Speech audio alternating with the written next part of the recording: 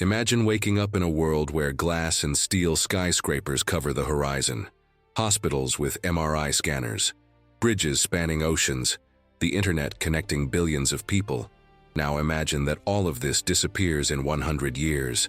Not because of nuclear war, not because of a meteor, simply forgotten, lost.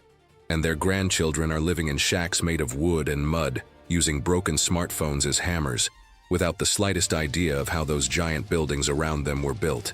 This really happened, and it changed Europe forever. In the year 300, the Roman Empire dominated the known world with technology that seemed like magic. Aqueducts transporting millions of liters of water through mountains, concrete that hardened underwater, something that modern engineers only rediscovered in the 19th century. The Pantheon in Rome, with its impossible dome that defied all known physics. Roads so well constructed that they are still in use today, 2,000 years later. And then, the empire fell. And with him, all the knowledge that made these wonders possible fell. When Germanic warriors took over Roman lands in the 5th century, they were astonished by the ruins. Marble villas with floors heated by underground hot air systems. Public baths larger than churches. Stone theaters where 50,000 people watched performances. But those warriors didn't know how it was done. The secret of Roman concrete? Lost. The technique of carving stone into perfect curves? Forgotten. The calculations for building arches that wouldn't collapse? Dead along with the engineers. And do you know what they did?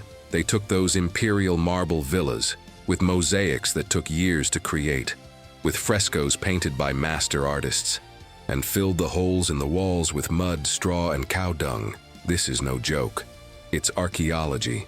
Excavations reveal layers of construction. Underneath, perfectly cut Roman stone.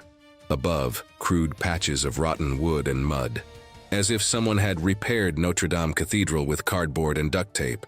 Europe had regressed 1,000 years in a matter of decades. But here's the fascinating part.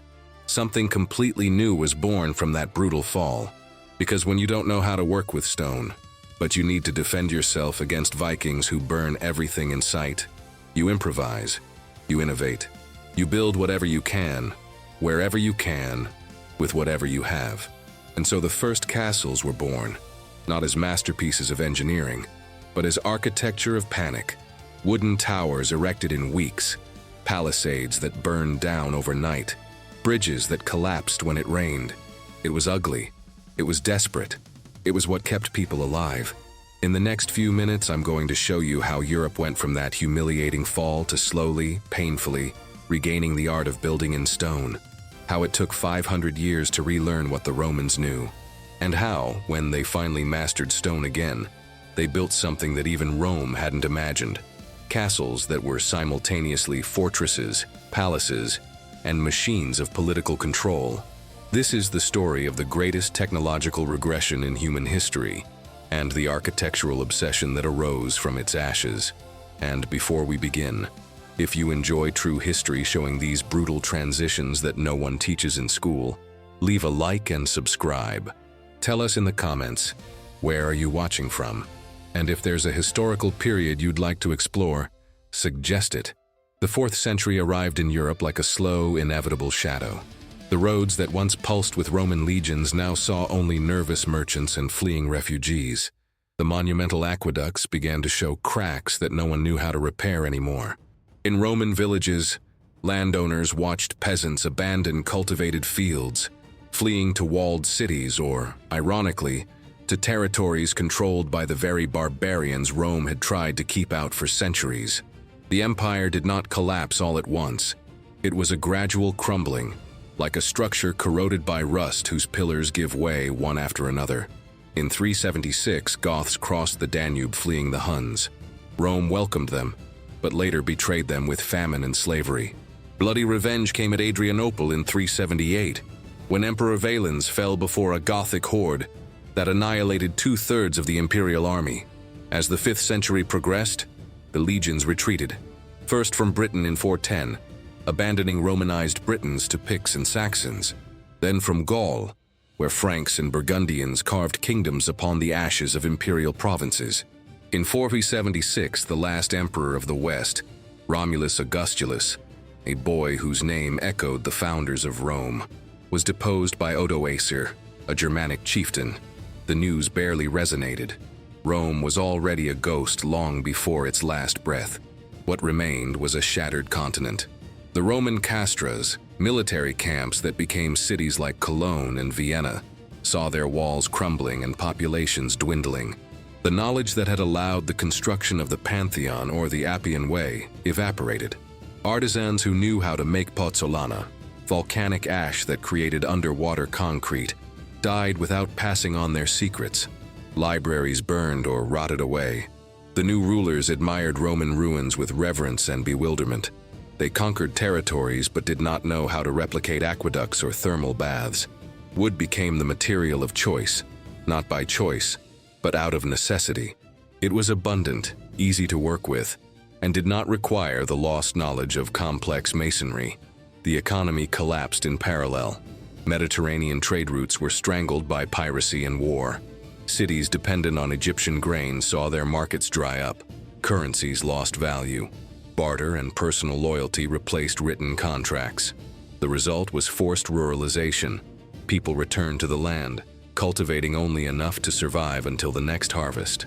And so, under skies divided between unstable kingdoms, Europe entered twilight. Chimneys of Roman villas ceased to smoke. Public baths became corrals. Stone theaters sheltered animals. It was the end of an era of imperial grandeur, and the dawn of a fragmented, violent Europe, desperate for new forms of protection. When the last Roman master builder died, he took with him centuries of knowledge about how to work with stone. Roman concrete, pozzolana mixed with lime, had allowed the construction of structures like the Colosseum. But its recipe wasn't just in the ingredients. It was in the exact proportions, the mixing time, and the layering application techniques. This knowledge was transmitted orally, from master to apprentice, in technical Latin that few people mastered. The Germanic invasions destroyed the networks that sustained this knowledge. A master stonemason in Rome depended on quarries in Gaul, kilns in Britain, and ships bringing pozzolana from Campania.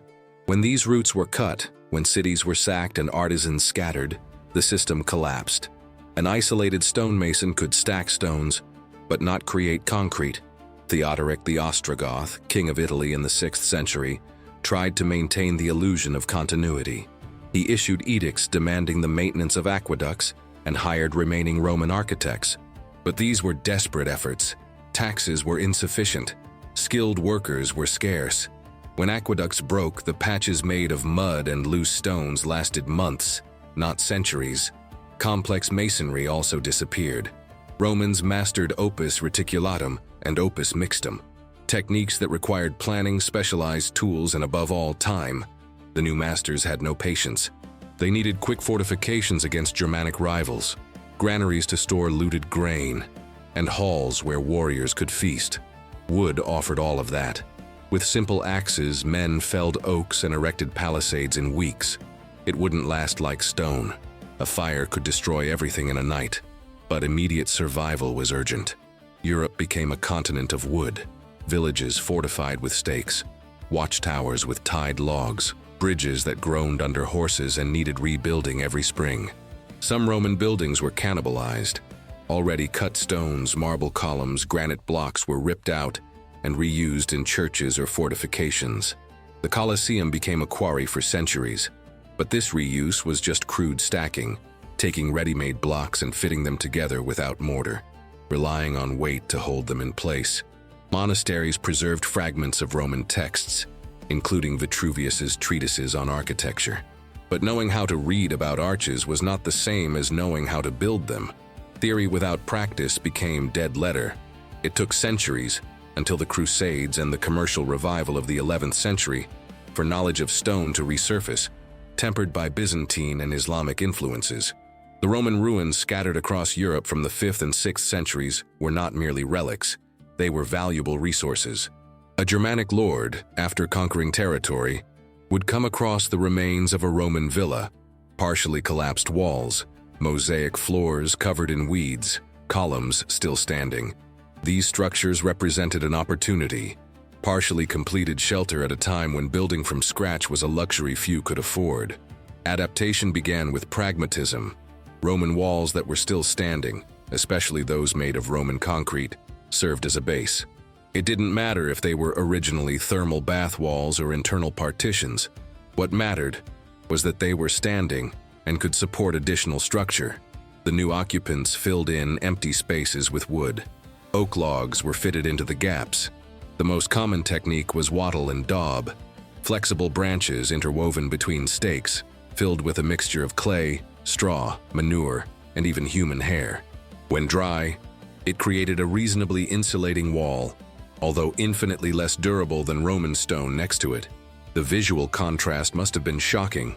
On one side, perfectly squared limestone blocks, perhaps displaying Latin inscriptions.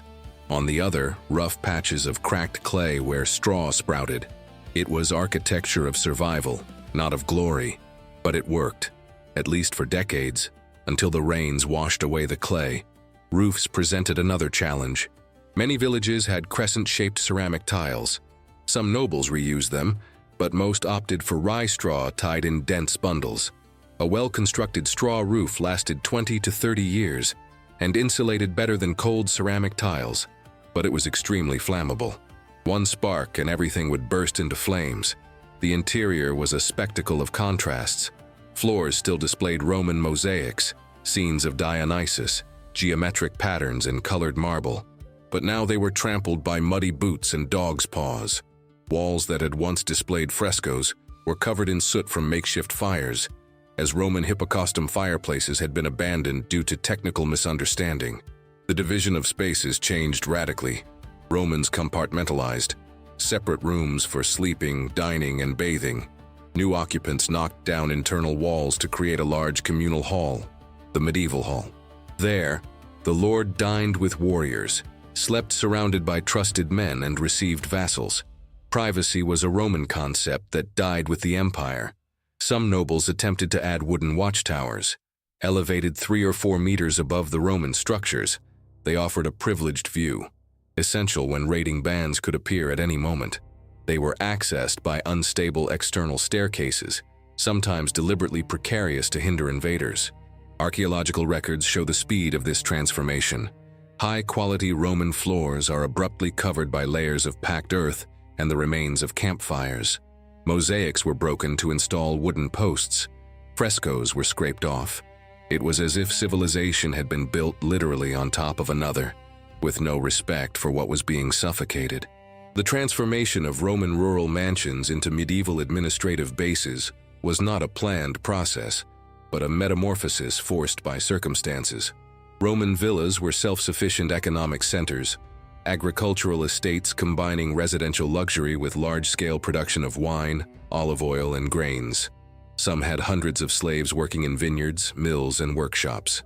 When the empire collapsed, these structures were repurposed and redefined under a new logic of power. The Germanic lords who took possession of these lands vaguely understood the inherited system. They saw cultivated fields, full granaries, peasants accustomed to handing over part of the harvest to the landowner. What changed was the nature of the relationship. Under Rome, payment was in money or kind to supply distant urban markets. Under the new lords, everything became local and personal. The peasant did not pay abstract taxes to an invisible emperor. He delivered grain directly to the warrior in the wooden tower erected on the ruins of the villa. This arrangement, embryonic in the 5th and 6th centuries, would mature into what we know as feudalism. The Roman villa, designed to maximize commercial profit, became the center of a fief, an almost autonomous unit where the lord offered military protection in exchange for labor and loyalty. Surrounding lands previously leased to free farmers or cultivated by slaves were divided among serfs tied to the land. These were not slaves. They could not be sold individually, but neither were they free. They were bound to the land, obliged to work specific days on the lord's lands. The physical structures of the villas facilitated this transition. Many had low walls delimiting property, originally to control slaves and protect against thieves. New lords reinforced perimeters with higher wooden palisades and guarded gates. What was once a property boundary became an almost sovereign frontier. Within these walls, the lord was law, judge, and executioner. Auxiliary buildings, Granaries, stables, blacksmith workshops gained new strategic importance. They served not only to store harvests, they were survival reserves for periods of siege. A shrewd lord ensured granaries always full of grain, barrels overflowing with beer, and forges with enough iron to repair weapons. Self-sufficiency ceased to be economic efficiency and became an existential necessity. The location of ancient villas also proved strategic. Romans carefully chose where to build, generally on gentle hills with good drainage, close to rivers for transport, but not so close that floods would inundate them. They had access to Roman roads to transport produce. These advantages now benefited medieval lords. The hill offered a view of approaching enemies. The river provided water during sieges. The deteriorated road still served as a route to allied fiefdoms. Socially, the feudal villa became a microcosm of medieval society. At the top, the lord and his family occupied the remains of the main Roman residence. Close warriors slept in the great hall, ready for battle. Essential artisans, blacksmiths, carpenters, brewers, lived in huts within or near the walls. Peasants inhabited nearby villages, fleeing inside the palisades when bandits or armies approached. Justice was administered personally by the lord. Crimes such as theft, assault, or land disputes were judged publicly in the central courtyard. Punishments ranged from fines and animals to mutilation and hanging. There was no appeal. The lord's word was final. Economically, the fiefdom functioned in an almost closed circuit. Peasants cultivated wheat, rye, and barley. They raised pigs, chickens, and occasionally cattle. They wove linen. Blacksmiths recycled metal from old Roman tools. Millers transformed grains into flour for a compulsory fee. There was almost no external trade, perhaps salt or iron of better quality. The surplus was minimal. Production aimed only at survival until the next harvest. This forced autarky contrasted sharply with the integrated Roman economy. Under the empire, villas in Gaul exported wine to Britain and imported olive oil from Hispania. Now, each fiefdom produced everything internally or went without. The result was a dramatic drop in the material standard of living. Spices disappeared. Glass became a rarity. Even quality pottery was replaced by crude wooden vessels. But there were unexpected gains. Life under a feudal system offered something that late Roman peasants rarely had: relative security. Under a declining empire, villages were plundered by armies, bandits, and corrupt tax collectors. Under a feudal lord, there was at least an identifiable protector with a direct interest in the survival of his peasants. After all, they were the ones who produced the food to feed his warriors. The year was 793. At the monastery of Lindisfarne, a sacred island off the coast of Northumbria, monks were praying when the sea vomited forth a nightmarish vision.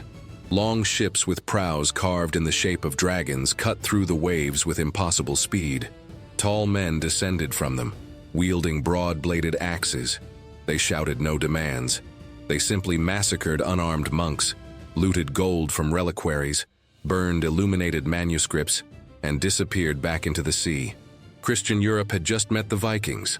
The word Viking didn't designate a people, but an activity, a raiding expedition in Old Norse.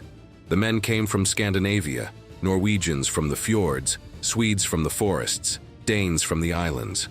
But everyone shared revolutionary nautical technology. Their langskip or drakkar were masterpieces of naval engineering.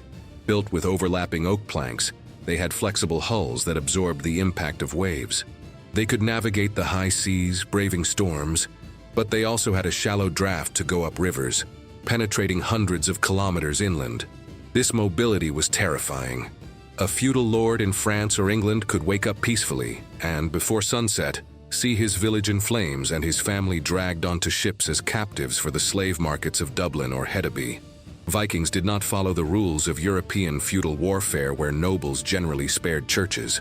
For pagan Norsemen, a monastery was a repository of riches guarded by unarmed men, a perfect target.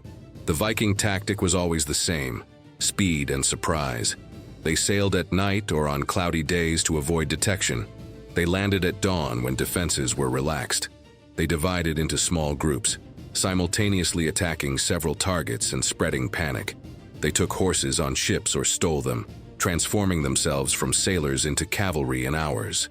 They loaded loot and disappeared before slow feudal armies could mobilize. The chronicles overflowed with horror. Noirmoutier's Hermentarium wrote, "The number of ships is growing immensely.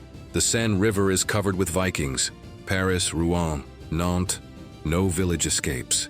In 845, Ragnar sailed up the Seine with 120 ships and besieged Paris. The Frankish king Charles the Bald, unable to confront them, paid 7,000 pounds of silver for them to leave, establishing a dangerous precedent of Danegeld that only encouraged further attacks. England suffered particularly. In 865, the Great Heathen Army landed in East Anglia. Not bands of raiders, but a conquering force. Led by Ivar the Boneless, they conquered kingdom after kingdom: Northumbria, Mercia, East Anglia. Only Wessex under Alfred the Great resisted after defeating them at Edington in 878. Even so, half of England, the Danelaw, remained under Viking control for generations. In Francia, the fragmented Carolingian Empire could not simultaneously defend hundreds of kilometers of coastline and rivers. Local counts and dukes attempted makeshift defenses. Some paid tribute, others fled inland, abandoning entire coastal villages. This threat forced a revolution in military architecture. Ancient villas adapted with wooden palisades were useless against lightning attacks. Low walls could be scaled in minutes. There was no time to organize an elaborate defense. By the time lookouts spotted the square sails of the longships, Vikings would already be looting before warriors could even put on their boots. Europe urgently needed fortifications that could be erected quickly, maintained with few men, and offer instant refuge when sea dragons arrived. It couldn't be stone.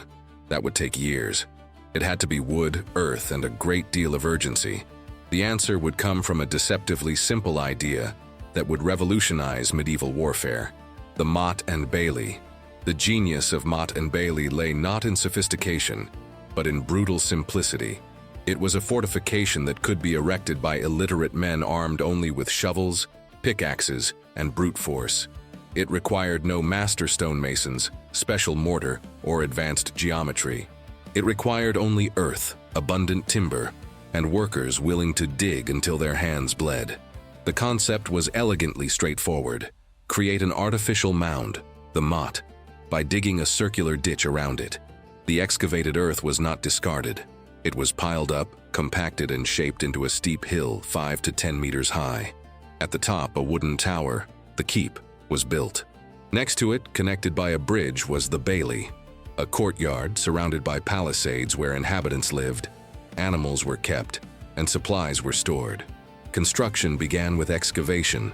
Dozens, sometimes hundreds of men, dug in concentric circles, tearing away earth with wooden shovels reinforced with iron. It was degrading work that left broken backs and hands covered in calloused tears, but it was the price of survival. Any lord who waited months carving stones while Vikings sailed rivers would be a dead lord.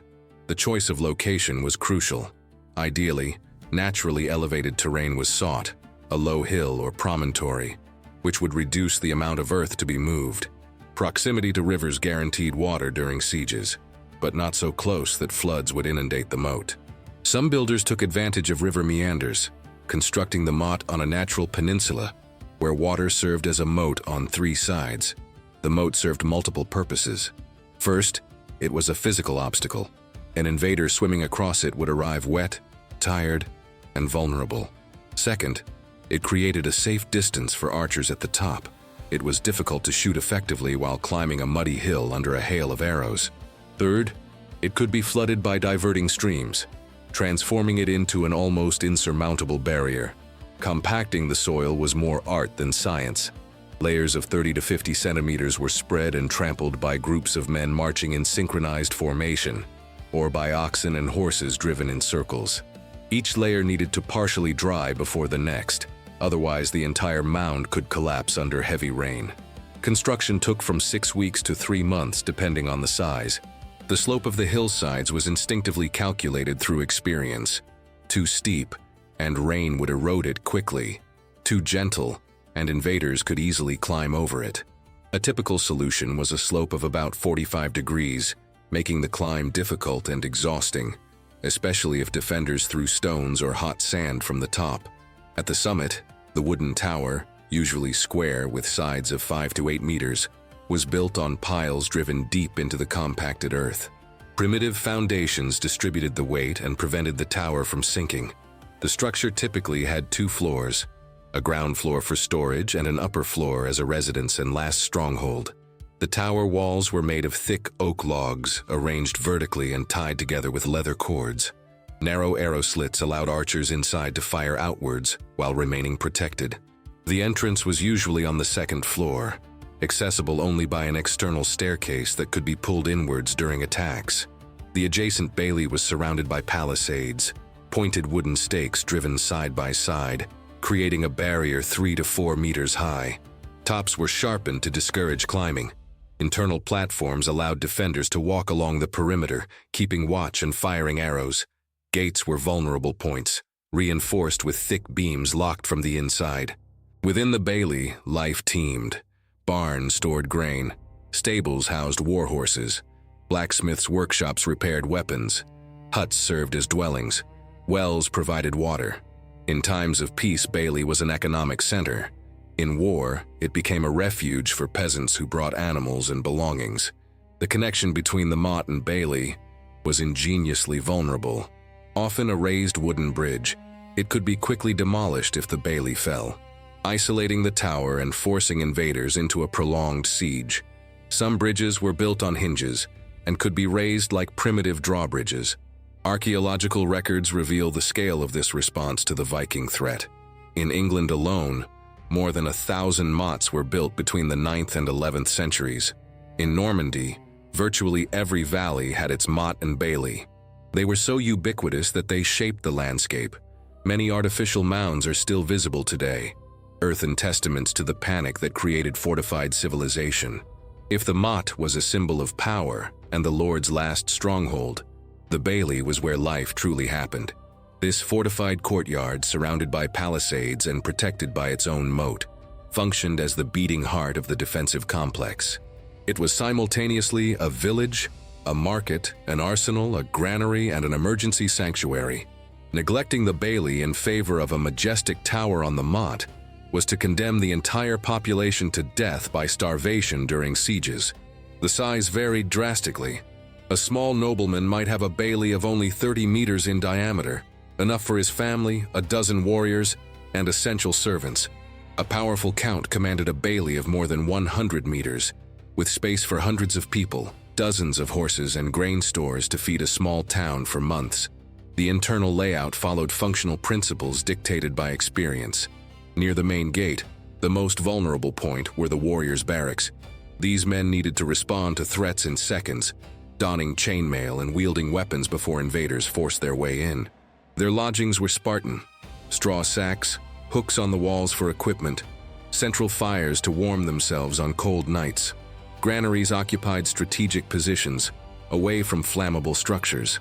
They were robust constructions with thick walls and roofs, waterproofed with pitch or clay. Inside, grains were stored in barrels raised off the ground to prevent rot and rodents. A well-managed bailey farm maintained stocks for 6 months to a year, a buffer against bad harvests or prolonged sieges.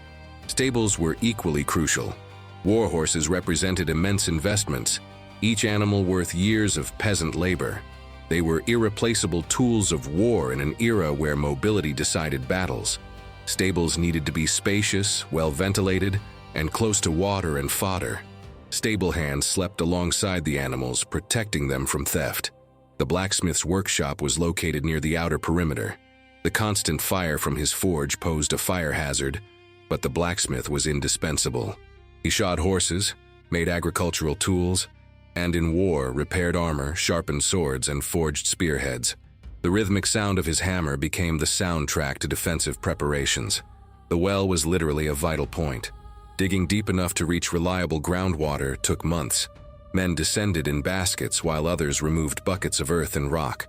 Some builders lined the walls with stones or logs to prevent collapses. Protections over the well prevented invaders from poisoning the water by throwing in animal carcasses. The dwellings of artisans and servants were simple huts of wood and mud, grouped together to save space and heat. Entire families shared spaces of 20 to 30 square meters. Privacy was non-existent. Thin wattle and daub walls allowed conversations between neighbors to be heard. Smells of cooking, sweat, and animals mingled in an atmosphere that modern people would find unbearable. A chapel or small church was an almost obligatory presence in the baileys of Christian lords. Generally a modest structure for 30 to 50 people, it served for masses, baptisms, and weddings. It also functioned as a repository for sacred relics that legitimized the lord's power. The priest or chaplain was frequently the only literate person, serving as scribe and advisor. The drainage system was a constant concern. With dozens or hundreds of people and animals confined there, the amount of waste generated was immense. Latrines were dug in the most distant corners, usually over extensions of the moat so that waste would fall into the water. Heavy rains turned the entire bailey into a mud pit, hindering movement. During attacks, Bailey revealed a more critical function: sanctuary for surrounding villages. At the first sight of enemy sails or clouds of dust from invading cavalry, peasants abandoned their huts and ran to Bailey carrying everything they could: children in their arms, pigs tied with ropes, sacks of grain on their backs. Gates closed, locks came down, archers climbed onto the platforms. At these times, Bailey transformed into a chaotic anthill. Women boiled water to throw on invaders. Men organized buckets to fight fires from incendiary arrows. Children were hidden in barns. Horses neighed, pigs squealed, dogs barked. Shouts, orders, prayers. Everything mingled in a symphony of terror and determination. The effectiveness of the bailey as a refuge depended on planning. Foresighted lords conducted drills, organizing the population to practice rapid evacuations.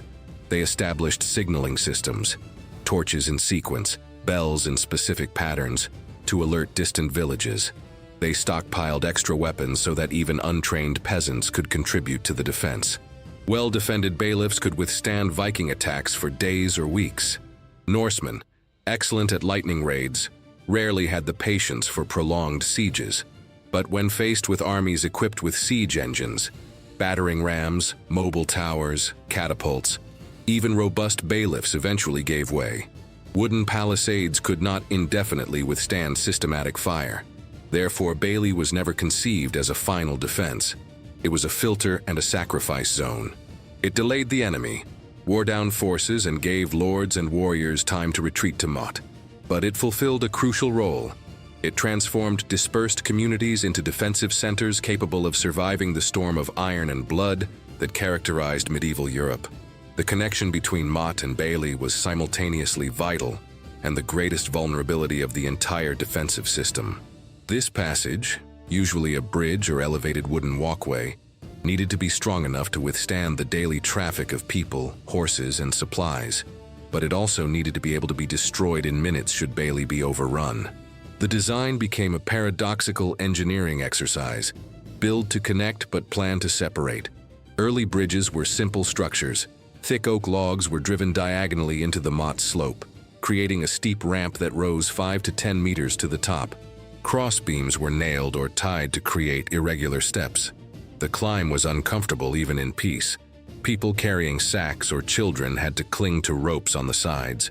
But the discomfort was intentional. A steep and unstable ramp that hindered peaceful ascent became virtually impassable for invaders under arrow fire. More sophisticated builders developed bridges in 2 stages. The first section, from the bailey to the foot of the Motte, was relatively solid and permanent. The second section, from the base to the top, was deliberately precarious. It could be a removable ladder, segments connected by ropes that could be cut, or loose logs that servants pushed out, leaving an impassable gap. The hinge mechanism represented a significant advance. Some engineers created articulated bridges. The lower section remained fixed. The upper section was connected by iron or reinforced leather hinges, allowing it to be lifted vertically, transforming the bridge into an additional defensive wall. Counterweights, usually heavy stones tied to ropes, facilitated lifting by just 2 or 3 strong men. But even ingenious bridges had weaknesses. Wood deteriorated with rain, sun, and snow. Insects corroded invisible beams until they suddenly broke under the weight of a horse. Ice in winter made planks deadly slippery. And fire, always fire, was a constant threat. An incendiary arrow hitting a bridge could isolate it completely. Therefore, prudent gentlemen maintained emergency plans. Thick ropes were stored at the top of the motte, allowing baskets of food and water to be hoisted from the bailey, even if the bridge was destroyed. Some mottes had hidden secondary entrances, narrow tunnels or camouflaged passages on the opposite slope, allowing for stealthy escapes during sieges. The tactic of deliberately sacrificing the bridge during attacks was documented in several chronicles. When the bailey fell rapidly, defenders on the motte would set their own bridge on fire. Fire ensured that invaders could not use it, but it also condemned the defenders to a siege without resupply. It was a desperate gamble. It was hoped that Allied forces would arrive before starvation forced surrender. Some designs included traps built into the bridge itself. Sections of planks could be prepared to give way under pressure, holes covered with thin wood that could support the weight of a familiar person, but would collapse if someone stepped on them forcefully. Long nails were deliberately left protruding from specific rungs, ready to tear the tendons of intruders. Beams supported by fragile wedges could be brought down with a rope pull. The psychology of the bridge also mattered. Crossing it under fire was a terrifying experience. Invaders climbing the steep ramp were exposed to archers on top of the motte and on the bailey palisades. Arrows rained down from multiple directions. Stones were rolled down the slope. Boiling water or hot oil could be poured. All this while trying to maintain balance on the slippery ramp. Knights in armor faced an additional dilemma. Armor offered protection against arrows, but made any fall potentially fatal. A knight plummeting from 8 or 10 meters could break his neck even without the armor being pierced, and falling into the moat was even worse. Armor weighing 20 to 30 kilos became a deadly anchor. The knight would sink and drown before he could free himself. But perhaps the most fascinating aspect of the bridge was its social symbolism. It was more than a physical connection. It was a visible manifestation of feudal hierarchy. Peasants and serfs spent their entire lives on the bailey, never allowed to cross the bridge except in extreme emergencies. Sworn warriors crossed regularly to report to the lord. The lord's family could live permanently on the motte, descending to the bailey only for ceremonial occasions. Crossing the bridge meant crossing a social as much as a spatial border. It meant leaving the domain of labor and entering the domain of power. It was a movement laden with meaning that everyone understood instinctively, and when that bridge burned, whether by accident, sabotage, or military necessity, it wasn't just wood that was consumed. It was the fragile link that held the feudal system together, reduced to ashes as each side watched helplessly across the insurmountable chasm. Of all the threats that terrified the inhabitants of a medieval Motte-and-Bailey, none inspired as much dread as fire. Human enemies could be repelled with arrows and courage. Famine could be fought with stockpiles. Disease could be prayed to. But fire was impious, relentless, uncontrollable. And in an age where virtually everything was built with dry wood covered with even drier straw, a single moment of carelessness could transform an entire fortress into a crackling inferno. The vulnerability began with the structure itself. Bailey palisades were vertical logs of oak or pine. After months exposed to sun and wind, the wood dried deeply, becoming solid fuel. The natural resin of the pines was particularly dangerous.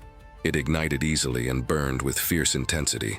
A burning pine palisade could reach temperatures that melted iron nails and caused nearby stones to shatter. Roofs were even worse. Rye or wheat straw tied in dense bundles created the perfect setting for catastrophic combustion. Straw didn't just burn, it exploded. Air trapped between bundles heated up instantly, expanding and hurling sparks dozens of meters. A thatched roof hut struck by an incendiary arrow could be completely engulfed in flames in less than a minute. Invaders were well aware of this weakness and exploited it methodically.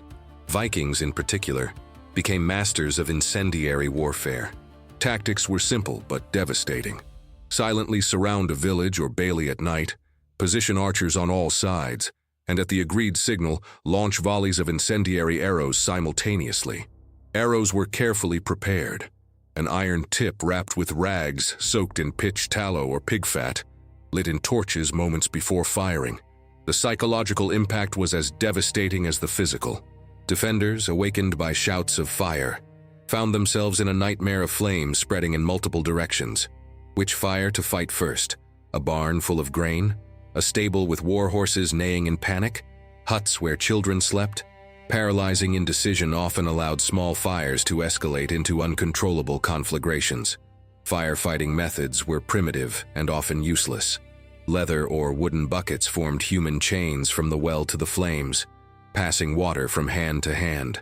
But the amount of water needed to extinguish burning wood far exceeded what wells could supply. Wet blankets were thrown over nearby structures in the hope of protecting them from radiant heat, but the fabric dried in minutes and began to smolder. Some landowners kept cisterns filled specifically for fighting fires. Large wooden barrels or tanks dug into the ground, lined with clay, stored hundreds of liters, but even these reserves were rarely enough. And during winter, when water froze solid, they became completely useless. A cruel irony that many devastating fires occurred precisely in the cold months when fireplaces remained lit day and night. Resinous wood used in torches for nighttime illumination was a constant source of accidents. A poorly supported torch tipping over onto straw scattered on the floor, a spark jumping from the fireplace during a gust of wind, even hot cooking grease splashing out of the cauldron. Any banal incident could start a tragedy. Chroniclers record cases of entire baileys consumed because a drunken servant dropped a torch when he tripped. Fire vigilance became an obsession for responsible lords. Night watchmen watched not only for external intruders, they watched for signs of smoke inside. Strict regulations prohibited outdoor fires within the bailey, except in approved locations. Blacksmiths were required to keep barrels of water always full beside their forges. Some lords instituted curfews. After a certain hour, all domestic flames had to be extinguished except for a central one kept under surveillance. But not all vigilance prevented deliberate sabotage. Infiltrated enemies, spies, disgruntled servants bribed, rejected lovers seeking revenge, could wreak havoc with a simple ember hidden in dry straw. Stories circulated of baileys conquered without a single sword stroke, simply through fire started by an internal traitor who then opened gates for invaders to enter and plunder the smoldering ruins. Fire also served as a psychological weapon in prolonged sieges.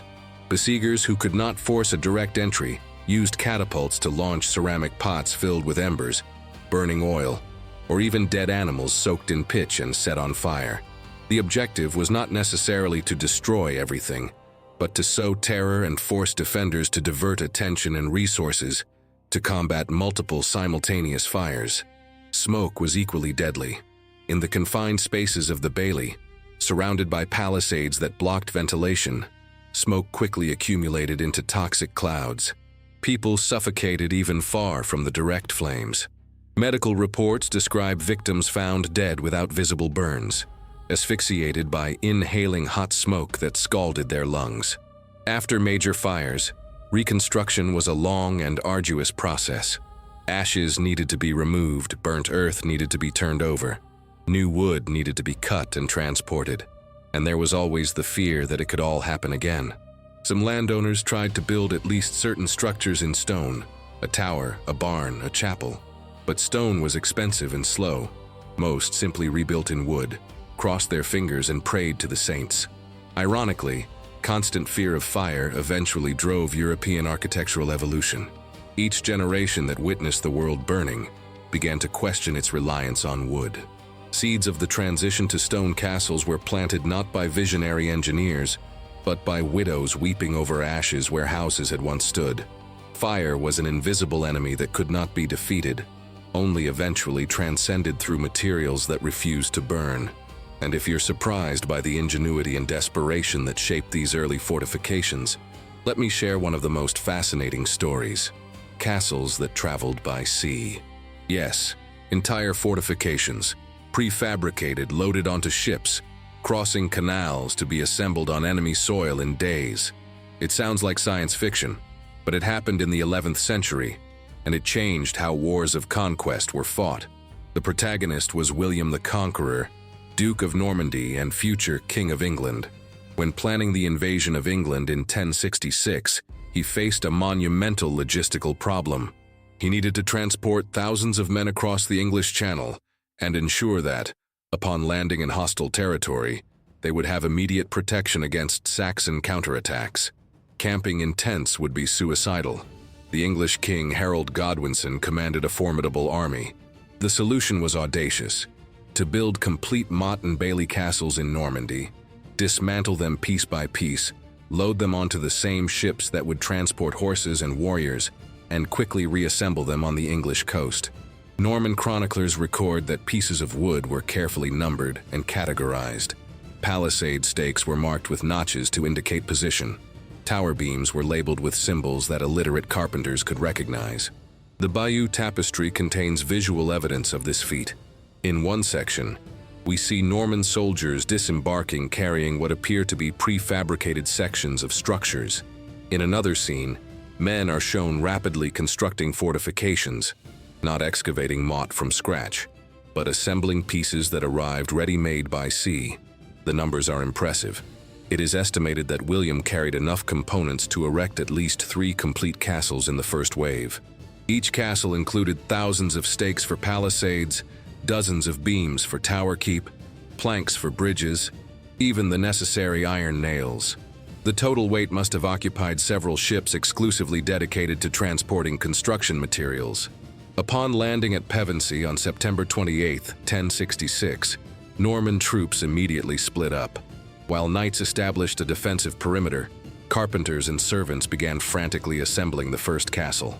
Chronicles suggest that work was completed in less than a week, a remarkably short time considering that building a traditional Motte-and-Bailey from scratch took months. The technique was not entirely unprecedented. Vikings had already experimented with portable fortifications on a smaller scale. During expeditions into the Russian interior along the Volga and Dnieper rivers, they carried sections of palisades that could be quickly erected to protect overnight camps. But William brought the concept to an unprecedented industrial scale. The strategic advantage was immense.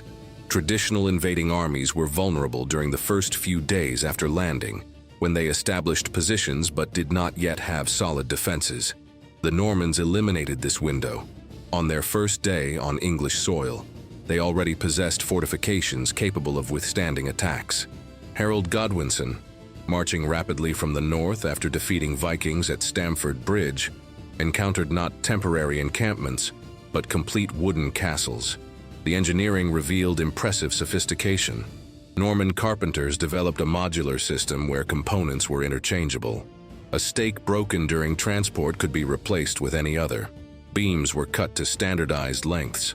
Joints utilized principles of advanced carpentry: mortise and tenon joints, half-lap joints, dovetail joints, allowing for firm assembly without relying excessively on nails, which were expensive and heavy to transport in large quantities.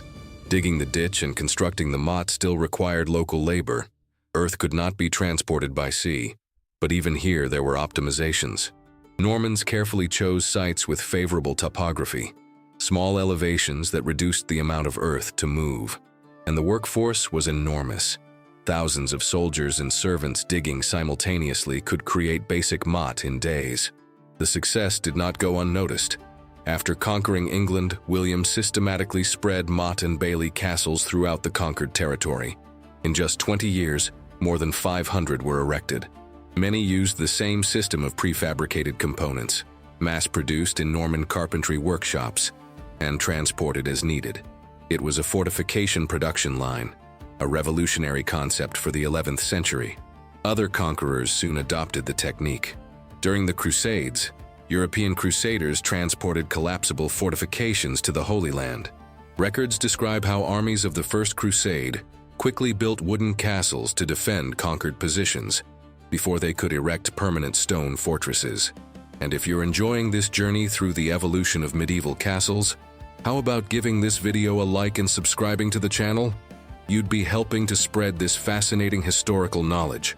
Tell us in the comments, where are you watching from?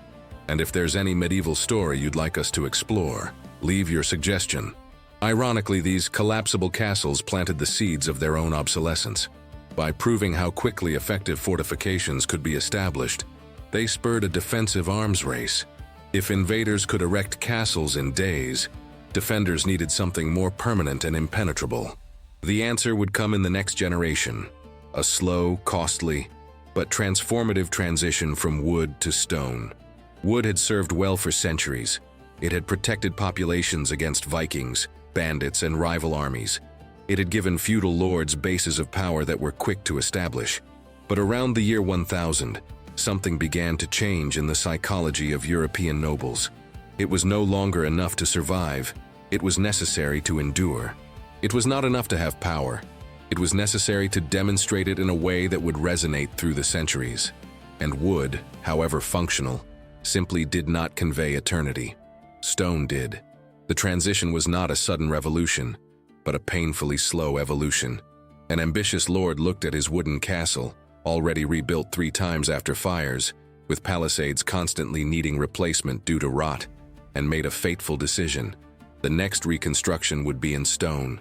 But what seemed like a simple decision revealed itself to be a commitment of decades. The numbers were staggering. A 10-meter-high wooden tower could be erected in weeks with a dozen carpenters. A stone tower of equivalent size would take years. Chroniclers record speeds that seem absurd. 3 to 4 meters of height per year in well-funded projects. This meant that a 20-meter keep tower, a modest size by 12th century standards, would require at least 5 years of continuous work.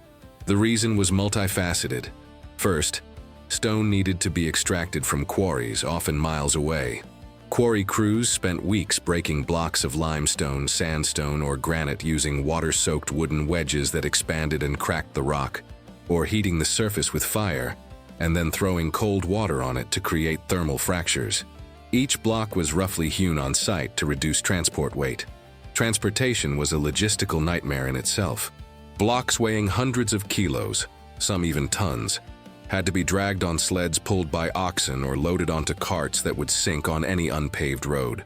A journey that a man on foot could make in 2 hours could take days for a cart loaded with stones. On the construction site, true art began.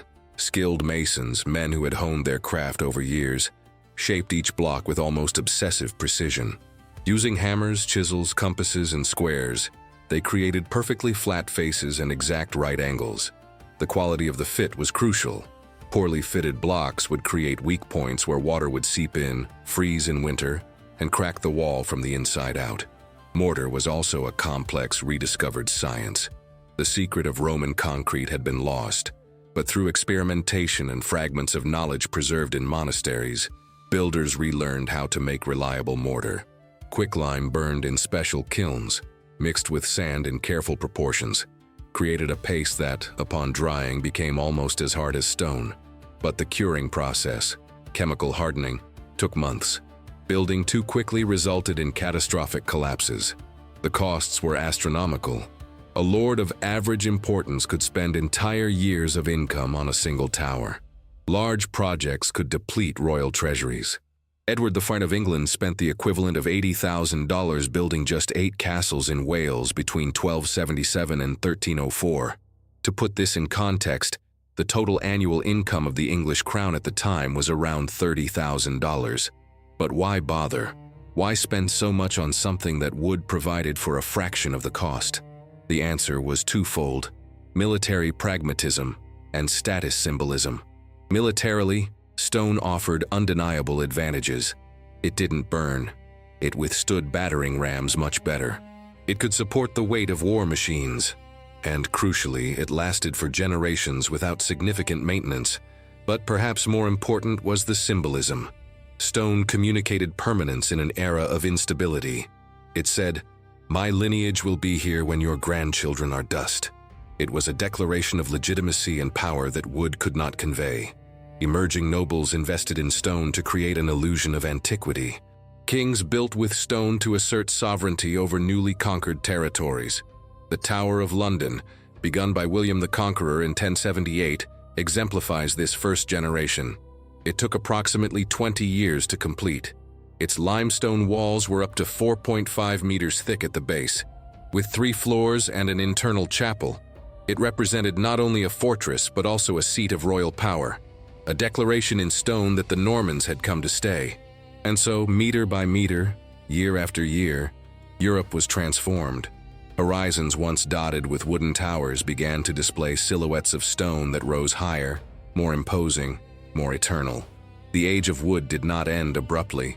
Motte-and-Bailey castles continued to be built in remote areas until the 13th century.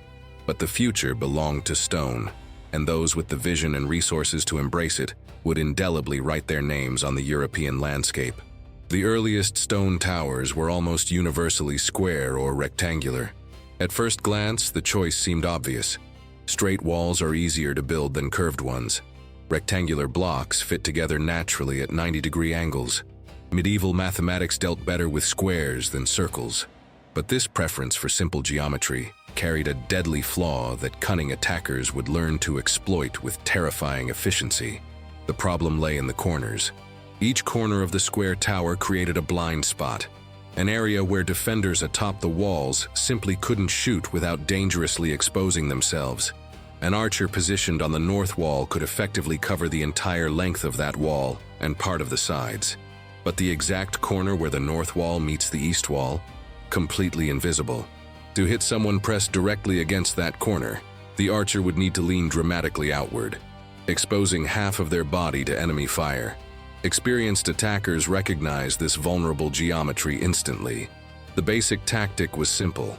Approach the castle in a scattered formation to minimize casualties, then quickly converge on the corners of the tower.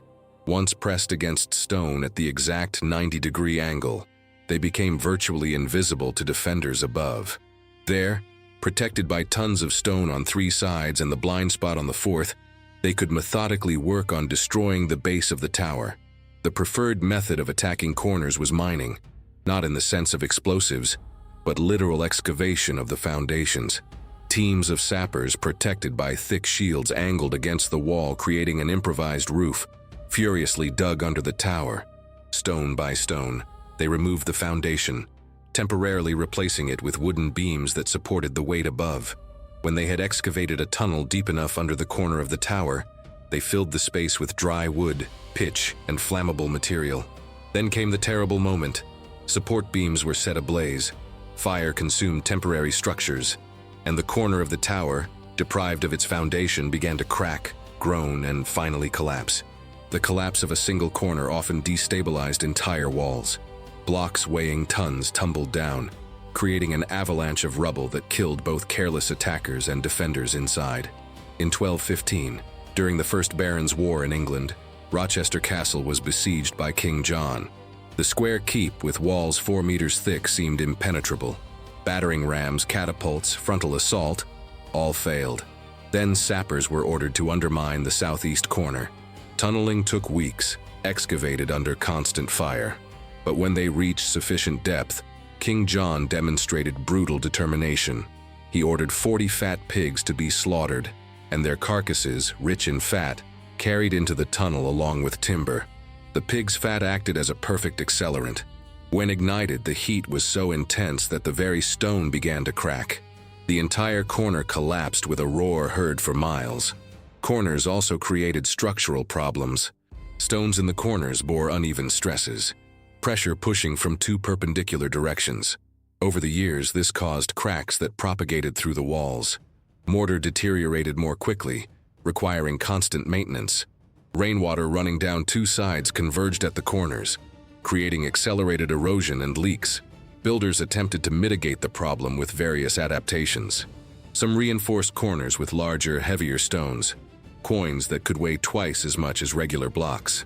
Others created external buttresses, structures projecting from the corners to distribute weight and hinder miners' access. There were even attempts to build wooden balconies projecting from the upper corners, allowing defenders to throw stones and hot oil directly down. But these balconies were vulnerable to incendiary arrows. The obvious solution, circular towers without corners, had been known theoretically since antiquity. Romans had built round towers. Byzantines used them extensively. But builders in medieval Western Europe resisted change for decades, partly out of conservatism, partly out of genuine difficulty. Constructing perfect curves in stone required significantly superior stone masonry skill. But each castle that fell due to mined corners added irrefutable evidence. The geometry of fear could not be ignored. Change would come, inevitably, but it would come first from the painful lessons learned in the Crusades, where Europeans would face vastly superior Islamic and Byzantine military architecture.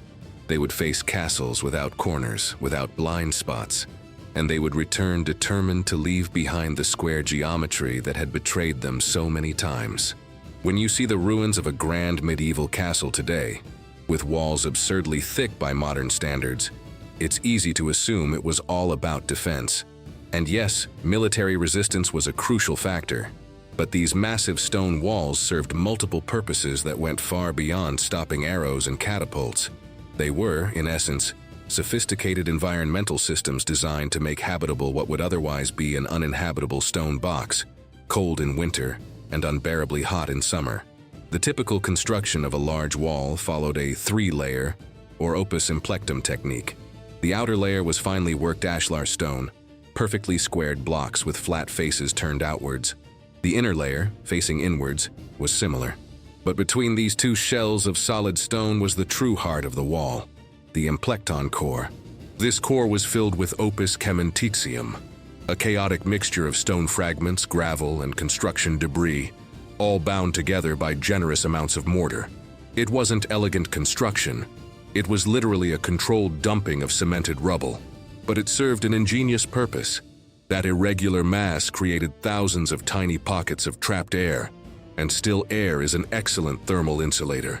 In the European winter, when icy winds howled, walls 4 to 7 meters thick acted as a massive barrier against the cold. The outer layer froze, but the cold took hours to penetrate through meters of stone to reach the inner surface. Inside the castle, enormous fireplaces were lit, consuming entire logs of oak. The heat generated did not escape quickly because the thick walls retained it, creating a thermal mass effect similar to a stone oven that remains hot long after the fire goes out. In the summer, the system worked in reverse. During the day, the scorching sun heated the exterior surface, but it took hours for the heat to penetrate the entire mass of stone. The interior remained relatively cool, especially on the lower floors. At night, when outside temperatures dropped, the walls slowly began to release accumulated heat, but outwards, not inwards. It was primitive passive air conditioning, but surprisingly effective. Modern measurements confirm this. During hot summers in the south of France, when outside temperatures reach 35 °C or more, the interior of castles like Carcassonne remains at a comfortable 18-22 °C without any artificial cooling system. The difference can be more than 15 degrees. But building such thick walls created enormous challenges. The sheer volume of material required was staggering. A wall 7 meters thick, 15 meters high, and 30 meters long contained approximately 3,150 cubic meters of material. Weight was equally impressive. Limestone weighs approximately 2,400 kilos per cubic meter. Our hypothetical wall would weigh about 7,560 tons. Foundations to support this weight needed to be extraordinarily robust. Builders would excavate until they reached solid rock or, if building on soil, to depths of 3 to 5 meters where they found sufficiently firm layers of earth. Trenches were filled with large stones and mortar, creating bases wider than the walls themselves, like inverted pyramids distributing weight over a larger area. Windows in these thick walls became architectural features in themselves. An opening through 7 meters of stone was no simple square hole. On the outside, the window was narrow, a loophole perhaps 10 centimeters wide. But as it penetrated the wall, the opening progressively widened, creating internal niches, embrasures, that could be 2 meters wide on the inside. These niches offered space for archers to position themselves comfortably, and sloping sides allowed for a wide firing range despite the narrow external opening. Window niches also served non-military purposes. They were favorite spots for seating, stone benches carved directly into the sides of the niche. On sunny days, these window seats captured precious light in an era before effective artificial lighting. Nobles sat there to read, sew, or simply admire the landscape, privileges made possible only by that absurdly thick wall. Doors were another challenge. A passage through 7 meters created a vulnerable tunnel, where attackers, if they broke through the outer gate, would have cover while working inside. The solution was a murder corridor, a passage with side loopholes and murder holes in the ceiling, through which defenders could pour projectiles, hot oil, or boiling water onto trapped invaders. But when well constructed and maintained, these thermal walls proved their worth century after century. They not only kept enemies at bay and temperatures under control, they became statements of permanence that defied time itself. Many still stand today, 9 centuries later, housing museums or dominating landscapes like skeletons of giants from an era when humans built for eternity. The Lord's Grand Table was much more than a place for eating. It was a theatrical stage where political power was displayed, social hierarchies were reaffirmed, and alliances were forged or broken. And perhaps no aspect of medieval life was more meticulously codified than the formal banquet. Every detail, from the time to the seating arrangement, communicated messages that everyone knew how to decipher. The day began early in medieval castles. At daybreak, around 5 or 6 a.m., servants, soldiers, and artisans were already on the move. The first meal, breakfast, literally breaking the fast, was a simple affair. Rye bread soaked in weak beer, perhaps hard cheese, sometimes oatmeal porridge. It was functional, not ceremonial. But for the nobility, the main meal, dinner, took place surprisingly early, between 10 and 11 in the morning. This choice reflected both practical limitations and a demonstration of privilege. Natural light was precious in an era before efficient lighting. Dining at midday maximized the ability to see and appreciate elaborate dishes. More importantly, dining early signaled that the Lord was not a laborer whose meals adjusted to the rhythms of farming. He ate when he wished. Preparations began days in advance. Messengers were sent to monasteries to order white bread made from refined wheat, an absurd luxury when dark rye bread was the norm for 95% of the population. Hunters went into the forests capturing deer and wild boar. Fishermen brought back pike, lampreys, and salmon. But the true indicator of wealth was spices. Black pepper, ginger, cinnamon, saffron, nutmeg, cloves. Substances that literally traveled from one side of the world to the other, passing from merchant to merchant across deadly deserts and impassable mountains. The costs were astronomical, almost incomprehensible. A kilo of black pepper could cost the equivalent of a skilled worker's annual salary. Saffron, extracted from crocus flowers, with each kilo requiring 150,000 hand-picked flowers, was literally worth its weight in gold. Nobles who generously sprinkled these spices weren't just seasoning food. They were ostentatiously burning fortunes. The table arrangement followed a rigid hierarchy, like law. The Lord occupied the center of the high table, a raised board on a platform. To his right sat the most honored guest. To his left, his wife or the second most important guest. The further from the center, the lower the status. At the lower tables, arranged perpendicularly, warriors and lesser knights occupied positions corresponding to the feudal hierarchy. Each diner did not receive an individual plate, a concept that did not yet exist. They shared trenchers, thick slices of stale, hardened bread that served as edible plates. 2 diners of similar status shared a trencher, eating with their fingers or small, pointed knives attached to their belts. Forks were almost unknown, effeminate tools considered even slightly blasphemous by some church authorities. The dishes arrived in waves designed to impress both visually and gustatorily. First came the appetizers, liver pâtés seasoned with ginger, small pastries filled with lamb and almonds, eels in clove-flavored jelly. Each dish was announced by heralds, who loudly proclaimed the ingredients. A performance that served the dual purpose of informing and ensuring that everyone heard exactly how expensive the spices being served were. Then came the main courses, and here extravagance reached absurd levels. Roasted peacocks were served with their plumage intact, carefully reattached after cooking. Swans were stuffed with other smaller birds in a concept called cockentrice, sometimes literally sewing the upper half of a capon to the lower half of a suckling pig to create a chimeric creature. At the coronation banquet of Henry IV of England in 1399, the menu included 14 oxen, 140 pigs, 210 geese, 50 swans, 100 kids, 200 gallons of wine, 11,000 eggs, and unspecified quantities of venison, wild boar, and countless birds, for only a few hundred elite guests. The spices were applied with such a heavy hand that dishes often ended up almost black with pepper, or orange with saffron. This was no accident. It was precisely the point. Food needed to be visibly laden with expensive ingredients. Subtle sauce didn't communicate wealth as effectively as goose covered in a spice crust worth more than the bird itself. The medical theory of the time, the doctrine of humors inherited from Galen, provided a pseudoscientific justification for excess. It was believed that foods possessed inherent qualities: hot, cold, moist, dry. Spices, being hot and dry, supposedly counterbalanced the cold and moist nature of meats. Therefore, carrying plates laden with cinnamon and ginger was not empty ostentation. It was medical science.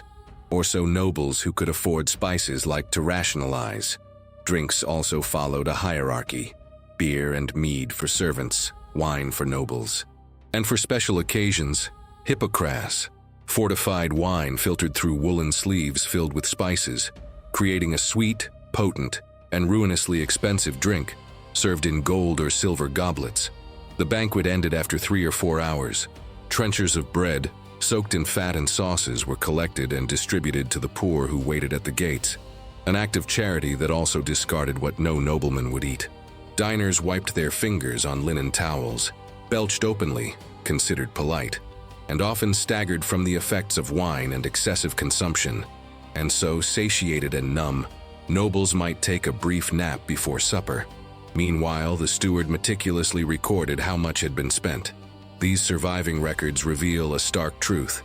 A single major banquet could consume resources equivalent to months of the fief's income. But in the eyes of medieval lords, the investment was worthwhile. Power was not merely controlled. It was performed, savored, and literally digested. The table of medieval nobility was not merely a display of wealth. It was an edible zoological expedition that defied both common sense and modern palatability. The rarer, more exotic, or downright bizarre the animal, the greater the prestige in serving it. The logic was perverse but internally consistent. If peasants ate chickens and pigs because they were easy to raise, nobles should eat precisely what was difficult, dangerous, or absurdly expensive to obtain. Swans occupied a peculiar position in this hierarchy. They were royal birds, literally property of the crown in many kingdoms. Hunting swan without royal permission could result in devastating fines or mutilation. Therefore, serving roasted swan communicated 2 messages. First, that the host had connections with royalty to obtain permission. Second, that he was willing to risk royal wrath if he had obtained the bird illegally, a display of courage or recklessness that impressed either way. But swans are, frankly, terrible food. The meat is tough, fibrous, with a strong, almost unpleasant flavor. It requires hours of cooking to soften even minimally, and even then it remains chewy like old leather. No starving peasant would choose swan over chicken, but that was precisely the point. Nobles didn't eat for efficient sustenance. They ate to demonstrate that they could afford to eat poorly if bad food was prestigious enough. The preparation was elaborate to the point of ridiculousness. The swan was carefully plucked, with each feather being preserved. After being roasted on a spit for hours, the shrunken skin was discarded and replaced with the original feathers, reattached with small nails or glued on with flour paste. The final bird looked alive, wings spread, neck gracefully curved, eyes replaced with polished stones or small gems. Servants carried it ceremonially to the hall while musicians played fanfare. And then there were whales. Yes, whales. The medieval Catholic Church had declared that creatures living in the water counted as fish for fasting purposes. During Lent, when the meat of land mammals was forbidden, nobles technically obeyed restrictions by eating whale, dolphin, even beaver, which lived partially in the water and therefore obviously was fish. Whales stranded on European coasts, relatively common occurrences, became economic and gastronomic boons. The meat was generally tough and oily, with a strong sea taste that many described as nauseating, but it was technically permitted during fasting, came in massive quantities that could feed entire castles for weeks, and its rarity guaranteed status. Records show nobles storing salted whale meat in barrels, serving it at Lenten banquets covered with spices so thick that they, poorly, masked the flavor. Whale tongue was considered a special delicacy, softer than the rest of the animal, and seen as suitable only for the tables of the high nobility. There are records of tongues being sent as gifts between monarchs, wrapped in salt and transported in carts for hundreds of kilometers. It was diplomacy through slowly rotting meat. Porcupines, hedgehogs, herons, cranes, peacocks. The list of animals that nobles attempted to transform into meals defied ecology and reason. Porcupines were roasted with their quills removed. Then the burnt tips were stuck back into the meat for decorative effect. Herons, with meat described as tasting of rotten swamp mixed with dead fish, were served only because their long legs and blue-gray plumage created visually striking presentations. And the cockatrice, a creation bordering on blasphemy. A suckling pig was taken, cut in half at the waist. Then a capon, also cut in half. The halves were sewn together, the upper part of a capon to the lower part of a pig or vice versa, creating a chimeric creature that defied the very laws of nature. The result was roasted, browned with egg yolks mixed with saffron, and presented as if it were a real animal. Behind this apparent insanity lay the theory of humors, a medical system that had dominated European thought since Galen.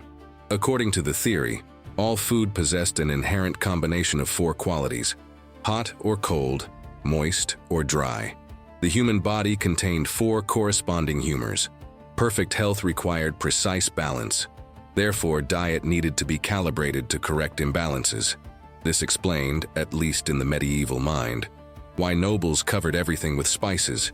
It wasn't just ostentation, although it was that too. It was preventative medicine, balancing the whale's cold nature with hot pepper. Each meal became a complex medical calculation. The irony, visible only to modern eyes, is that the theory was completely wrong, but its meticulous application created real consequences. Nobles frequently suffered from gout, a disease caused by an excess of animal protein and alcohol. They greedily ate meat and drank wine, trying to cure unbalanced humors, only worsening their condition. Scurvy was common among nobles who avoided fresh fruits and vegetables considered too cold. Peasants, ironically, were often healthier, despite a substantial diet of rye bread, porridge, and boiled vegetables. They couldn't afford spices to unbalance their moods. They couldn't waste money on inedible swans. They ate what was available and nutritious, and this, accidentally, kept them healthier than lords drowning in pepper and medicinal bear bile. The Crusaders who returned from the Holy Land between the 11th and 12th centuries brought back more than scars and religious relics. They brought architectural revelation that would forever change European military design. In the deserts of Syria and mountains of Anatolia, they had faced Byzantine and Islamic fortresses that mocked the square castles of Western Europe. The most striking difference was the complete absence of vulnerable corners. These eastern fortresses were built with circular towers, perfect cylinders of stone that offered no blind spots, no refuge for sappers. The mathematics of defensive superiority was simple and brutal. A circular tower allowed archers atop it to sweep a 360-degree arc without ever losing sight of any section of the wall. No matter where invaders tried to approach, they would always be under direct fire from at least one tower, usually multiple. An overlapping field of fire from strategically spaced circular towers created an uninterrupted killing zone around the entire perimeter. But while the superiority was obvious, implementation was challenging.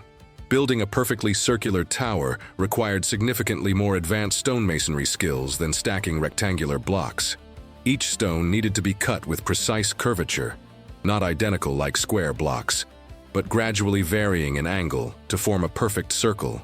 An error of a few degrees multiplied over hundreds of stones would result in an oval or deformed tower.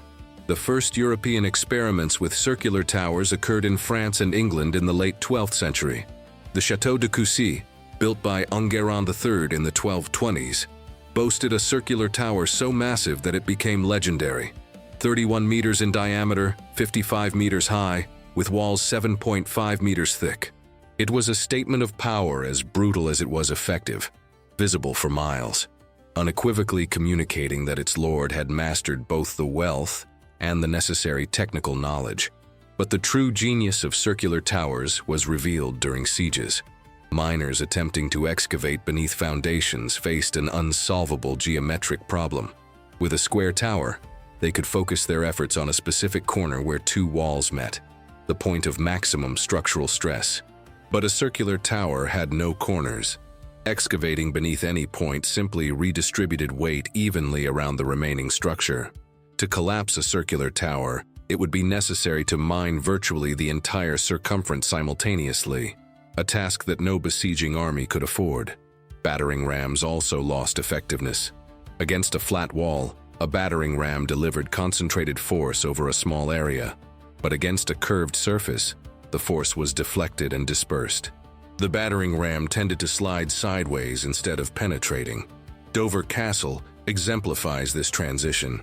Henry II initiated massive reconstruction in the 1180s, replacing old fortifications with a system that included both traditional square keep towers and new circular towers flanking curtain walls. It was an architectural hybrid that demonstrated hesitation, respect for tradition combined with a reluctant recognition of circular superiority. France saw an explosion of circular tower construction under Philip II Augustus, who reigned from 1180 to 1223.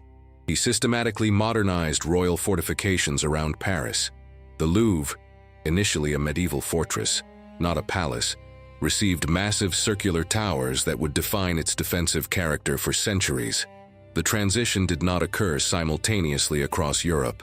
Poorer or more conservative regions continued building square towers well into the 13th century. But the trend was irreversible. Every nobleman who visited a modern castle with circular towers returned ashamed of his own antiquated square fortifications. It was an architectural arms race where falling behind meant not only loss of prestige, but real military vulnerability.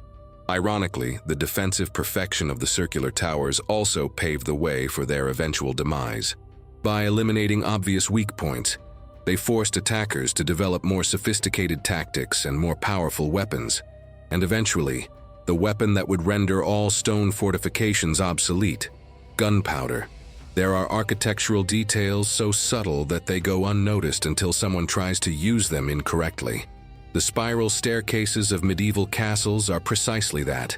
They appear simply functional, elegant solutions to the problem of connecting floors in limited space. But every aspect of their design, from the direction of the curve to the width of the steps, was calculated with deadly precision. They were architectural traps disguised as convenience. The most crucial characteristic, and the most consistent across thousands of European castles, was the direction of the spiral. Virtually all staircases turned to the right when ascending, clockwise when viewed from above. This was not an arbitrary convention. It was brutal mathematics of hand-to-hand combat in confined spaces, calculated by men who viscerally understood how to kill with swords in narrow corridors. The logic relied on simple statistics. Approximately 85–90% of humans are right-handed. Therefore, both attackers and defenders would likely wield swords with their right hand. Now imagine a right-handed attacker climbing a staircase that curves to the right. The central pillar, the newel post, is to his left. His right side, where he holds his sword, faces the outer wall. To attack the defender above, he needs to awkwardly cross his body, extending his right arm over the central axis. Reach is reduced. The force of the blow is compromised. Worse still, the newel post physically blocks wide movements. Now consider a right-handed defender at the top of the ladder, looking down. His right side, the sword side, faces open space. He has full reach. He can make downward thrusts with full force, using gravity to his advantage. He can swing horizontally without obstruction. Newel post is not in his way. It is protecting his vulnerable left flank. The asymmetry is so pronounced that a single skilled defender could, theoretically, hold the ladder against multiple attackers indefinitely. Some castles took the concept further. Ferniehirst Castle in Scotland, controlled by the Kerr clan, had staircases that turned left, deliberately. The Kerr were famous for producing an unusually high number of left-handed warriors. Stairs turning left would give an advantage to a left-handed defender, and a double disadvantage to a right-handed invader expecting a conventional pattern. It was a psychological trick as much as a physical one. The width of the staircases was also carefully limited.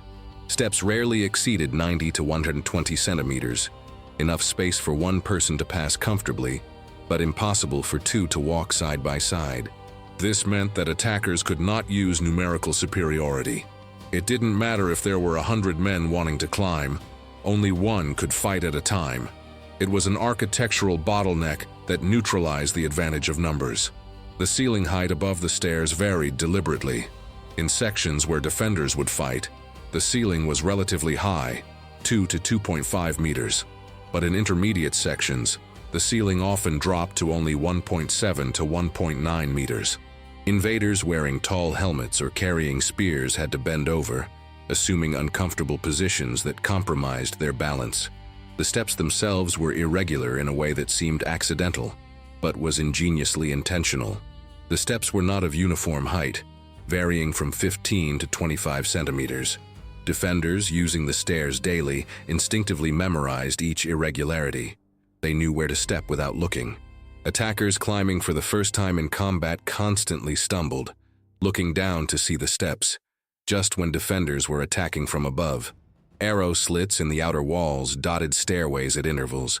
These served not only for illumination, they were firing positions from which archers could shoot at invaders already inside the tower, hitting them from the side while they fought on the stairs. And because attackers would be focused on combatants above, they often didn't notice arrows coming through the arrow slits until it was too late. During royal sieges, defenders sometimes made staircases even more treacherous by deliberately pouring grease, oil, or blood on them. There are accounts of staircases being set on fire, filling towers with toxic smoke that suffocated invaders. Others threw incandescent embers from above, which rolled down the stairs, burning everything. The psychology of fighting on a spiral staircase was mentally exhausting for attackers. Constant curvature disoriented them. They couldn't see more than a few meters ahead. Every turn could conceal an ambush. The claustrophobia of closed stone walls, low ceilings, darkness, and the amplified sound of combat echoing, everything conspired to break their courage. The spiral staircases of medieval castles were masterpieces of architectural assassination. Every inch was calibrated to kill, every irregularity designed to trip, every curve calculated to give defenders a deadly advantage. They weren't simply stairs, they were weapons, as lethal as swords, but made of stone and geometry instead of steel. If stone fortifications represented the pinnacle of medieval defensive engineering, the tactics developed to breach them represented the pinnacle of brutal military creativity.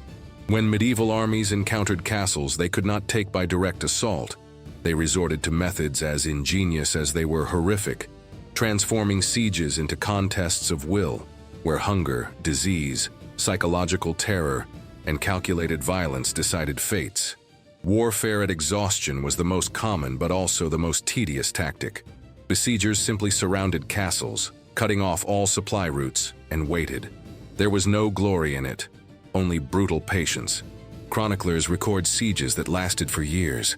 Harlech Castle in Wales held out for 7 years during the Wars of the Roses. The garrison eventually surrendered not because of military defeat, but because there was literally nothing left to eat. But impatient commanders developed methods to speed up the process. Biological warfare was particularly repugnant. Catapults hurled not only stones but corpses, human and animal, over the walls.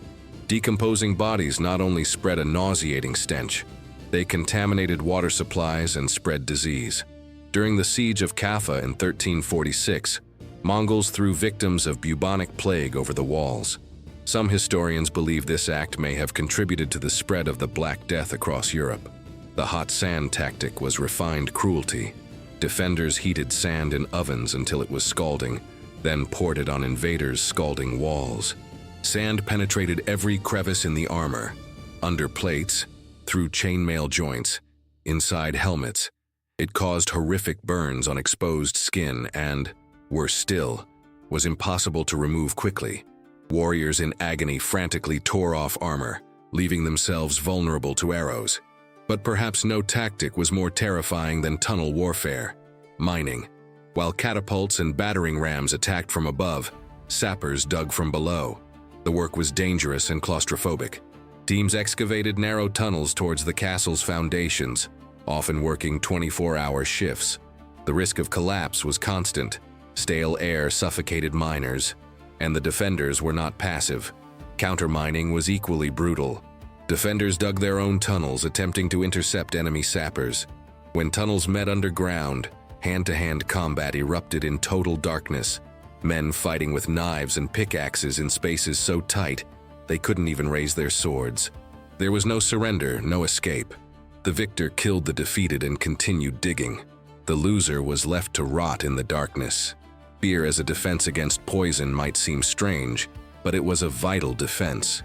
During prolonged sieges, invaders often tried to poison wells and cisterns by throwing in toxic plants, carcasses, or even human excrement.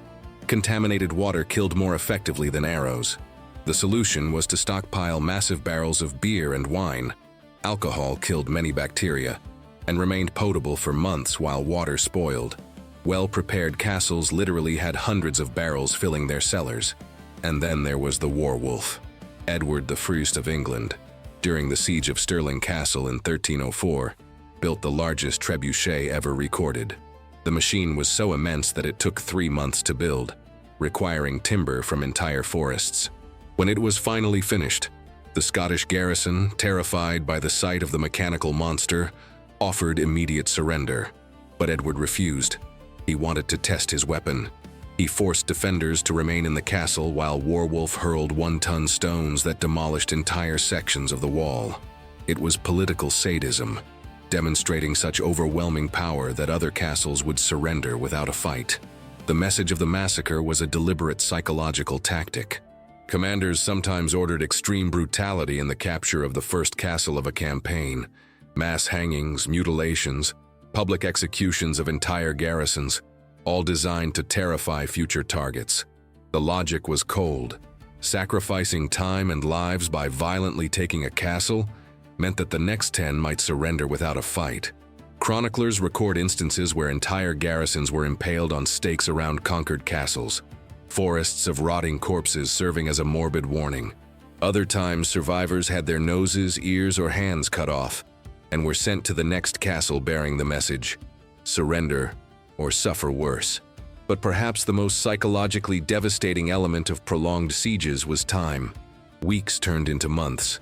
Months turned into years. Garrisons watched food stocks dwindle. First they rationed meat, then grain, then they ate war horses, then rats, then saddle leather.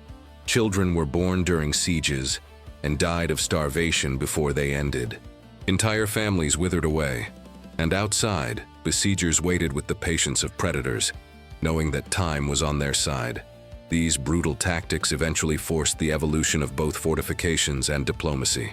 Castles grew larger, stronger, more expensive, until they became so expensive that only kings could afford them. And even then, the nobility learned that sometimes negotiation was worth more than suicidal resistance. But before this lesson was fully learned, Europe bled through centuries of sieges that transformed the art of war into a science of calculated suffering. Castles were not merely military fortresses. They were multifunctional power machines that generated wealth, projected authority, and controlled populations through economic and psychological mechanisms as effective as their stone walls. The true genius of the medieval castle lay in how it transformed geography into gold and fear into obedience. Border tolls were one of the most lucrative functions. Castles strategically positioned on bridges, mountain passes, or trade road junctions served as checkpoints where lords collected taxes on all goods passing through. The standard rate was usually 3% of the cargo's value, a figure that seems modest until you realize that a single busy trade route could generate income equivalent to dozens of agricultural fiefdoms. Merchants had no choice but to pay.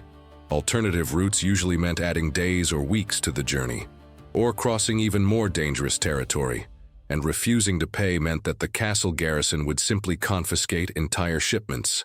Some lords were so dependent on this income that they purposely built castles in locations that forced traffic to pass through them.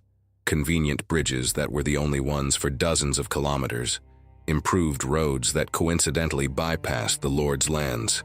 Surviving medieval customs records reveal the staggering volumes.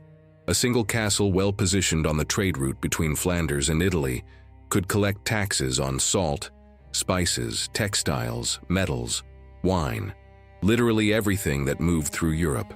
And because castles represented inescapable physical authority, You couldn't simply walk around 20-meter-high stone walls. The tax was collected with a regularity that abstract taxes from distant kings never could. But wealth was only half the power of the castles. The other half was calculated terror. The message of massacre was a political tool that intelligent lords applied with surgical precision. When a new lord took over contested territory, or when rebellion threatened established authority, a display of overwhelming violence in the first confrontation often eliminated the need for further violence. The logic was brutal but effective. To make such a horrific example of the first castle or village that resisted, that all others would calculate that surrender, even a humiliating one, was preferable to total destruction. Chroniclers record cases where lords deliberately prolonged public executions of rebel leaders for days, torturing them in full view of entire populations, not out of sadism, although that certainly happened, but as calculated political theater. Edward the Frey's Warwolf was a perfect example of this logic taken to the extreme. When it finally fired upon Stirling Castle, the destruction was so spectacular, one-ton stones disintegrating walls that had withstood decades of conventional attacks, that the message echoed throughout Scotland. Resisting the English king is not only futile, it is suicide. Other Scottish castles surrendered without firing an arrow, but castles also projected power through sheer architecture. The very presence of a massive stone fortress dominating the landscape was a constant political statement. Peasants who woke up every morning seeing a 30-meter tower rising above their village were reminded daily of who was in charge. Travelers who saw a castle from miles away knew they had entered the territory of a powerful lord. Some lords deliberately designed castles to maximize visibility. They built on hilltops even when lower locations would have offered better defense, because their silhouette against the sky could be seen from 10 villages simultaneously. Towers were built taller than military necessity required, because the extra height served as a beacon of authority visible across entire valleys. And decoration mattered. Castles whitewashed with lime, a common practice in the 12th and 13th centuries, not only looked more impressive, they reflected sunlight, creating a dramatic visual effect that was impossible to ignore. From a distance, a gleaming white castle against a blue sky or green hills screamed, "Power dwells here." But maintaining that power through castles was expensive, enormously expensive. A large stone castle required a permanent garrison of dozens or hundreds of soldiers. It required constant stocks of weapons, food, and fuel. It required perpetual repairs, crumbling mortar, leaking roofs, rotting wood. Some lords discovered that owning a castle was like owning a dragon that needed to be constantly fed, or it would devour its owner. This created an interesting cycle. Lords needed income from tolls and taxes to maintain castles, but they also needed castles to enforce the collection of tolls and taxes. Castles became both tools and prisons, investments that could not be abandoned without losing power, but which required a constant drain of resources to maintain. And eventually, when gunpowder made stone walls obsolete, many lords found themselves trapped within stone giants they could not adequately defend, but also could not abandon without admitting irrelevance. Castles that had been the supreme symbol of power became monuments to their own obsolescence. Stone testament to the fact that no fortress, no matter how imposing, could indefinitely withstand the tide of technological change. For more than 3 centuries, stone walls had been the ultimate answer to medieval warfare. Well-built castles could withstand months or years of siege, forcing entire armies to wither in frustration before fortifications they simply could not penetrate. But in the 14th century, a mysterious substance from the east, a mixture of saltpeter, sulfur, and charcoal that exploded when ignited, began to rewrite all the rules of war. Gunpowder not only changed how battles were fought, it rendered obsolete generations of investment in military architecture. The earliest gunpowder weapons were crude, and often more dangerous to those operating them than to their enemies. Primitive 14th century cannons were little more than wrought iron tubes that exploded as often as they fired. They hurled irregular stones with laughable accuracy, but it didn't matter. The simple fact that they could launch projectiles with enough force to split stone at distances archers could only dream of was revolutionary. Edward III of England used primitive cannons at the Battle of Crecy in 1346. They did not cause significant casualties, But the deafening noise, an artificial thunder of explosions, terrified French horses, causing chaos in enemy lines. The psychological power of gunpowder was immediately recognized. It was technology that screamed dominance in a way that swords never could. But the real impact came when engineers began refining cannons specifically for sieges. In the early 15th century, bombardment cannons, bronze monsters weighing tons, could launch 200 to 300 kilograms of stone or iron balls against walls. And unlike catapults, which hurled projectiles in high arcs that mainly hit the tops of walls or inner areas, cannons fired in relatively flat trajectories, concentrating immense force on specific points of the walls. The mathematics were unforgiving. Tall, thin walls, the pride of 13th century castle architecture, became perfect targets. The higher the wall, the larger the area to hit. And stone, however thick, had a limit to how much repeated impact it could absorb. A 150-kilogram cannonball traveling at 150 meters per second not only cracked stone, it pulverized it. The siege of Constantinople in 1453 demonstrated the devastating power of artillery. The Ottoman Sultan Mehmed II brought massive cannons, including an 8-meter-long bronze monster that fired 600-kilogram stone balls.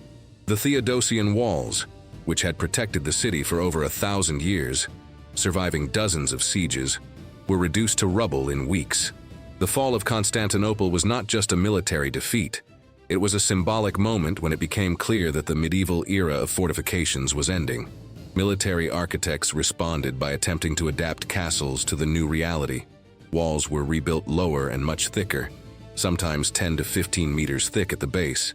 Angled bastions were added that deflected cannonballs instead of absorbing direct impact.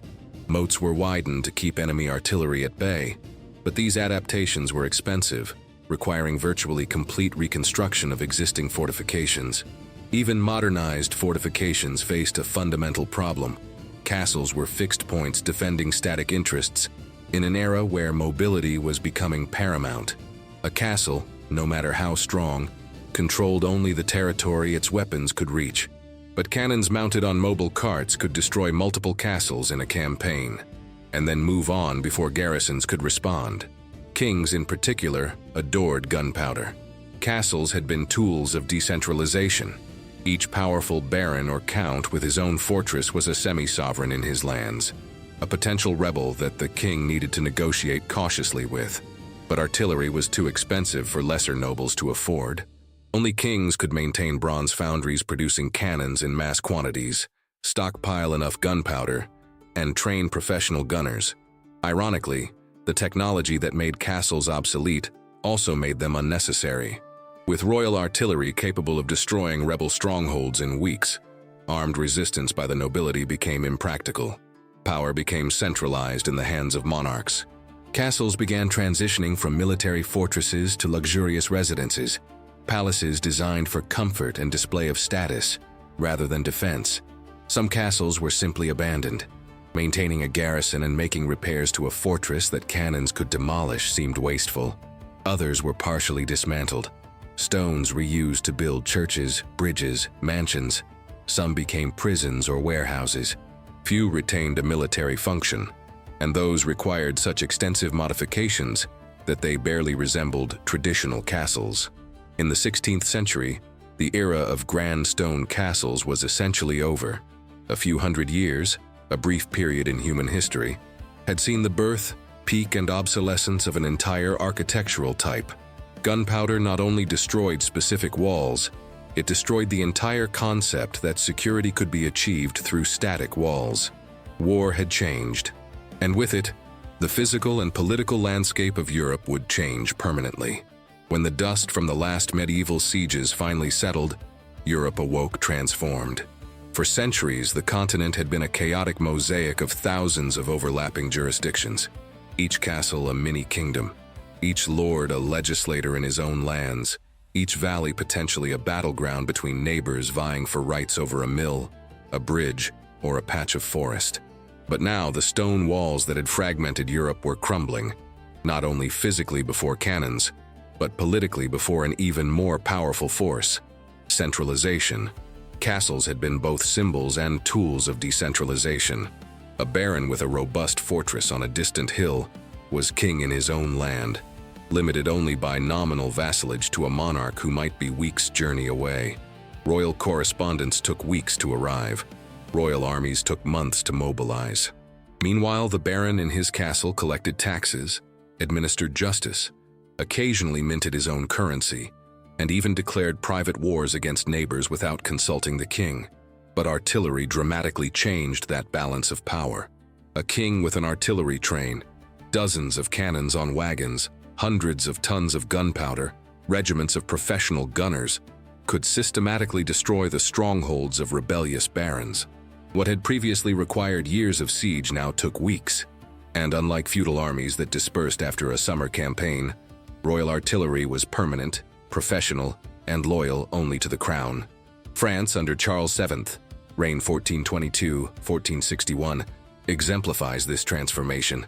After the Hundred Years' War, Charles systematically destroyed the power of the feudal nobility. He used artillery to conquer castles of nobles who had supported the English or who were simply too powerful. Many castles were demolished after conquest, not out of revenge but for political reasons. Without a castle, a noble lost the ability to resist royal authority. Simultaneously, Charles created France's first permanent military force, companies of ordnances composed of professional soldiers paid from the royal treasury. These were not feudal levies serving 40 days a year. They were full-time warriors loyal to the king through regular payment in currency. This combination of destructive artillery and professional infantry broke the backbone of military feudalism. England saw a similar process after the Wars of the Roses, 1455-1487. Decades of civil war between noble factions had devastated the country, but also demonstrated that powerful nobles with their own castles were a permanent threat to stability. Henry VII, upon assuming the throne in 1485, began a deliberate policy of weakening private castles. He imposed strict regulations on the construction and maintenance of fortifications.